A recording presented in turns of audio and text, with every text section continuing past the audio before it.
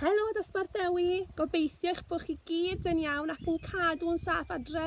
Rwy'n gweld eich eisiau chi gyd yn fawr iawn. Ond dyma fi adref yn fy nghartre fi hefyd yn gweithio fan hyn yn gweld eich eisiau chi gyd. Ond gobeithio eich bod chi gyd yn saff. Wel, diolch yn fawr iawn i chi gyd a fi oedd yn gweithio mor galed yr wythnos hon. Roeddwn ni a Miss Anthony wrth ein boddau'n gweld eich lluniau o'ch gwaith chi. Felly diolch yn fawr iawn am ddanfon nhw ato ni. Roeddech chi wir wedi gwneud ni'n gwyn o glist i glist.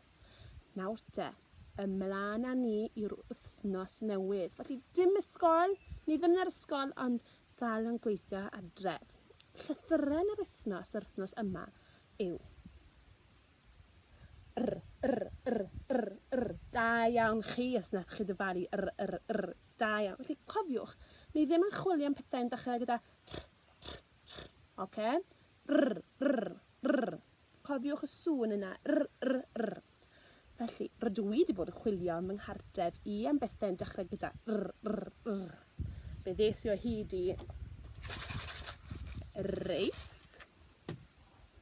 rwbr, fel bod fi'n rwbo'r llythrennau dydw i heb ffurfio'n daclus allan. Rydw i wedi bod yn creu roced allan o Lego. Fe ddes i o hyd i recorder swnllyd iawn. Ac hefyd, rhywbeth rydw i'n hoffi gwneud yw gwrando'r cerddoriaeth allan o'r radio. Felly, bant â chi i chwilio am beth yn eich cartref chi sy'n dechrau gyda A beth am hefyd, marfer ffurfio'r geiriau a falle hyd yn oed i'r rhoi nhw mewn brawddegau. Bant â chi. Yr wythnos hon, ni wedi cyflwyno stori iddo chi. Stori Surprise Handa. Fe ddewch chi o hyd i'r stori ar Teams, dosbarth Dewi, yn yr adran Files, byddwch chi'n cael pwynt pŵer Stori Surprise Handa. A fallwch chi wrando ar y stori fanna iawn. Allwch chi drafod gyda aelod o'ch teulu beth sy'n digwydd, beth ych chi'n gweld yn y stori iawn, pa ffrwythau, ffrwythau'r elfen bwysig yn y stori, pa ffrwythau ych chi'n ei weld. Nawr te, yn stori Surprise Handa, mae Handa yn cydbwyso basged ar ei phen. Ac rydyn ni eisiau i chi gwblhau'r taflen i ddweud beth sydd yn y basged Handa, okay? Neu lluniau o bethau sydd yn basged Handa a label i'r ffrwythau i ni. Hefyd, mae yna daflen ar Files a mae wedi cael ei gysylltu yn parent mail i chi sydd yn nodi bwydy sydd yn iach a ddim yn iach. A ni eisiau i chi i didoli'r bwydydd mewn i iach a ddim yn iach, iawn? A hefyd mae yna gêm ar y we i ddidoli bwydydd hefyd. Neu hyd yn oed, allwch chi'n chwilio am bwydydd iach a ddim yn iach yn eich cartref chi, okay? A rhoi nhw mewn pentwr iach a ddim yn iach. Bydd hwnna'n wych. Gyda ffrwythau, allwch chi, os chi eisiau, torri nhw'n hanner a gwneud printiadau gyda paint o gwahanol ffrwythau sy'n eich cartref chi.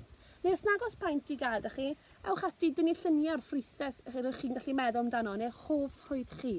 Mae hynny'n hollol iawn. Yn stori Handa, mae llawer o anifeiliaid, iawn. Wrth bod chi'n mynd trwy'r stori, byddwch chi'n gweld lot fawr o anifeiliaid. A anifeiliaid sydd yn byw yn Affrica nhw. Ond rydyn ni eisiau chi feddwl am anifeiliaid sydd yn byw yng Nghymru. Pa anifeiliaid ydyn ni'n gweld am amgylch ni yma? Okay, tynnwch lun ohonyn nhw, neu ysgrifennwch rhestr o rhai ydych chi'n gallu meddwl amdano, bydd yna'n wych. Yn mathemateg wythnos hon, rydyn ni eisiau chi drefnu rhifau, iawn? Felly mae'r daflen eto yn nghlwm yn parent mail neu ar Files and Teams i chi i fynd ati i drefnu rhifau. Neu yr wythnos diwethaf cafoch chi taflen gyda ni, gyda rhifau 1 i 20, torrwch nhw allan, dewyswch 4 gwahanol a trefnwch nhw'r lleiaf i'r mwyaf fel rhyw fath o gêm i chi chwarae. Iawn?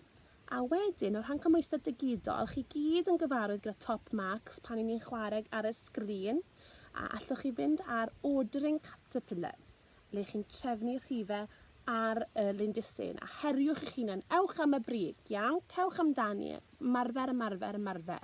Na gyd eisiau ni wneud. Wedyn, fel ni sôn, mae Handa yn hoffi cario basged ar ei phen i gario'r ffrwythau.